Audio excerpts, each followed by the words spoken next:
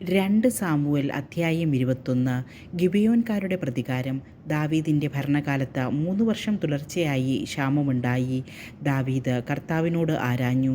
അവിടുന്ന് അരുളിച്ചെയ്തു, സാവൂൾ ഗിബെയോൻകാരെ കൊന്നതുകൊണ്ട് അവൻ്റെയും കുടുംബത്തിൻ്റെയും മേൽ രക്തപാതക കുറ്റമുണ്ട്. അതുകൊണ്ട് രാജാവ് ഗിബെയോൻകാരെ വിളിച്ചു. ഗിബെയോൻകാർ ഇസ്രായേലിലല്ല, അമോര്യരുടെ ഒരു ചെറുവിഭാഗമായിരുന്നു. അവരെ ഉപദ്രവിക്കുകയില്ലെന്ന് ഇസ്രായേല്യർ സത്യം ചെയ്തിരുന്നുവെങ്കിലും ഇസ്രായേലിനെയും യൂദായെയും കുറിച്ചുള്ള തീക്ഷ്ണതയിൽ സാവൂൾ അവരെ നശിപ്പിക്കാൻ ശ്രമിച്ചിരുന്നു. ദാവീദ് ഗിബെയോൻകാരോട് ചോദിച്ചു, ഞാൻ നിങ്ങൾക്ക് എന്തു ചെയ്തു തരണം? നിങ്ങൾ കർത്താവിൻ്റെ അവകാശത്തെ അനുഗ്രഹിക്കേണ്ടതിന് നിങ്ങളോട് ചെയ്ത ഉപദ്രവങ്ങൾക്ക് ഞാൻ എന്ത് പരിഹാരം ചെയ്യണം? ഗിബെയോൻകാർ മറുപടി നൽകി, സാവൂളും കുടുംബവുമായുള്ള ഞങ്ങളുടെ പ്രശ്നം വെള്ളിയും പൊന്നും കൊണ്ട് തീരുന്നതല്ല. ഇസ്രായേലിൽ ആരെയെങ്കിലും കൊല്ലാനും ഞങ്ങൾ ആഗ്രഹിക്കുന്നില്ല. ദാവീദ് ചോദിച്ചു, ഞാൻ നിങ്ങൾക്ക് എന്ത് ചെയ്തു തരണമെന്നാണ് നിങ്ങൾ പറയുന്നത്? അവർ പറഞ്ഞു, ഇസ്രായേൽ ദേശത്തെങ്ങും ഞങ്ങൾക്കിടമുണ്ടാകാതിരിക്കേണ്ടതിന് മനഃപൂർവ്വം ഞങ്ങളെ നശിപ്പിച്ചവനുണ്ടല്ലോ. അവൻ്റെ പുത്രന്മാരിൽ 7 പേരെ ഞങ്ങൾക്ക് ഏൽപ്പിച്ചു തരിക. കർത്താവിൻ്റെ പർവ്വതമായ ഗിബെയോനിൽ അവിടുത്തെ മുൻപാകെ ഞങ്ങൾ അവരെ തൂക്കിക്കൊല്ലട്ടെ. രാജാവ് പറഞ്ഞു, ഞാൻ അവരെ നിങ്ങൾക്ക് ഏൽപ്പിച്ചു തരാം. എന്നാൽ സാവൂളിൻ്റെ മകൻ ജോനാഥനുമായി കർത്തൃനാമത്തിൽ ചെയ്തിരുന്ന ഉടമ്പടി നിമിത്തം ദാവീദ് സാവൂളിൻ്റെ മകനായ ജോനാഥൻ്റെ മകൻ മെഫിബോശത്തിനെ ഒഴിവാക്കി. അയായയുടെ മകൾ റിസ്പായിൽ സാവൂളിന് ജനിച്ച അർമ്മോനി, മെഫിബോശത്ത് എന്നീ പുത്രന്മാരെയും മൊഹോലായിലെ ബർസില്ലായുടെ മകനായ അദ്രിയേലിന് സാവൂളിൻ്റെ മകൾ മേരബിൽ ജനിച്ച 5 പുത്രന്മാരെയും രാജാവ് പിടികൂടി ഗിബെയോൻകാർക്ക് അവരെ ഏൽപ്പിച്ചു കൊടുത്തു. അവർ അവരെ കർത്താവിൻ്റെ മുൻപിൽ മലയിൽ വെച്ച് തൂക്കിലിട്ടു. അങ്ങനെ അവർ 7 പേരും ഒരുമിച്ച് മരിച്ചു. യവം കൊയ്ത്തിൻ്റെ ആരംഭത്തിലാണ് അവരെ കൊന്നത്. അനന്തരം അയായുടെ മകൾ റിസ്പ പാറമേൽ ചാക്കുവിരിച്ച് കൊയ്ത്തുകാലത്തിൻ്റെ ആരംഭം മുതൽ മഴക്കാലം വരെ അവിടെ കിടന്നു. പകൽ പക്ഷികളെയും രാത്രി കാട്ടുമൃഗങ്ങളെയും മൃതദേഹങ്ങളിൽ നിന്ന് അവൾ ആട്ടിയോടിച്ചു.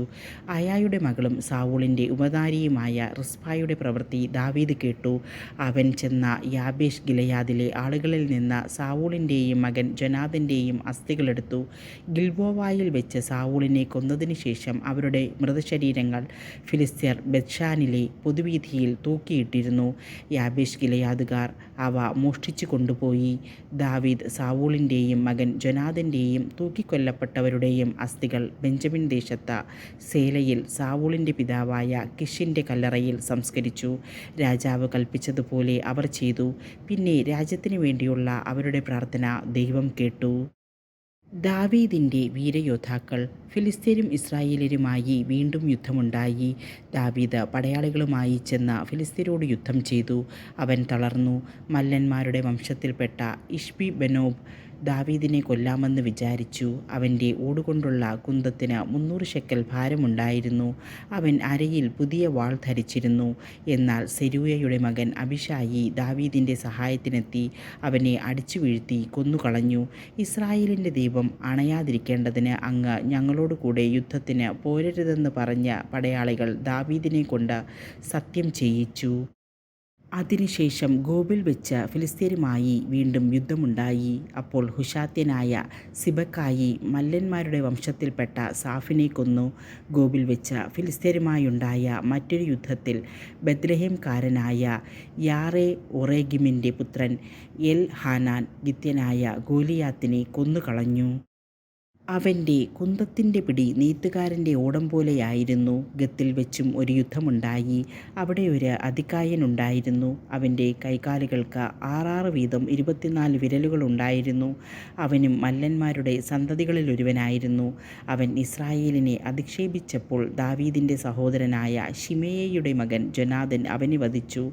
ഇവർ 4 പേരും ഗത്തിലെ മല്ലന്മാരുടെ സന്തതികളിൽപ്പെട്ടവരായിരുന്നു. ദാവീദും അനുചരന്മാരും അവരെ നിഗ്രഹിച്ചു.